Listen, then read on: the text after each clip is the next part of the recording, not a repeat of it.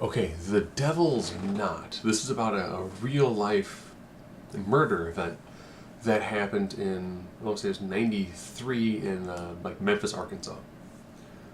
Ironically, this film is a docu-drama, kind of, about a event that's already been done in several documentaries. So Reese Witherspoon is one of the mothers of one of the children that's slain, and Colin Firth is one of the investigators trying to make sure it's like, well, these kids really do it, or is this more of a these kids were weird, may or may not have been devil worshippers in a highly religious community that kind of went, aha, it's these three. But the opening 10 minutes of this film is beautiful. I mean, that's when they go from, they show you the boys, a little bit of interaction with their parents, and then it begins with the day that they go missing. And Reese Witherspoon is fantastic. Colin Firth is also fantastic in this. And when they go through the process of, like when they find the bodies, it's shot in a way that makes you go, oh, this is going to be rough to watch. And then after that first about 10, 15, 20 minutes, it kind of goes really generic and standard. The people they have who are convicted, they don't quite seem to find their groove at all.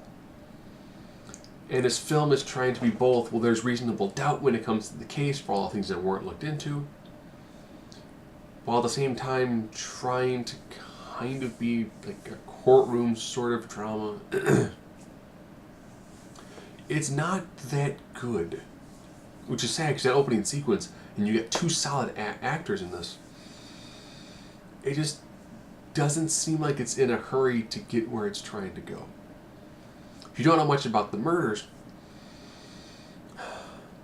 they were convicted even though there's a ton of reasonable doubts, like, well, there was this guy. What about this? What about that? Later DNA evidence kind of proved that it wasn't them. However, they were let out under a different style of a plea where they're free but still convicted of murder.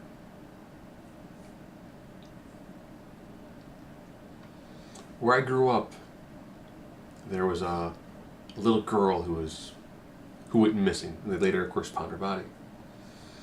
Now, being from a small town,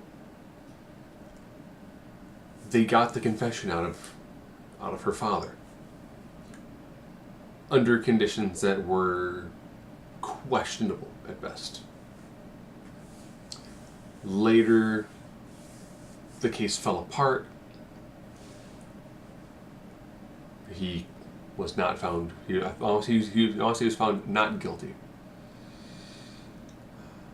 They then turned around and actually sued the city, and effectively, the little girl's killer was never found.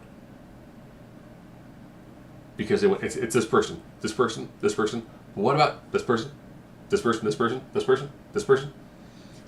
And then with things like this, when you have a murder in a small town, there's a lot of pressure on the police to find something fast, find out what happened. And then when they find something, there's just enough to go, it's this guy. And then everyone goes, totally, it's totally this person. This person did it. Guilty, guilty, guilty. But that's not how our system works. It's guilty until proven innocent. Sorry, innocent until proven guilty. People prefer the guilty until proven innocent. Because that's how we do things from a societal standpoint. And it made me think about that case, and that was, equally sad, but it feels like I probably should have watched one of the many documentaries instead.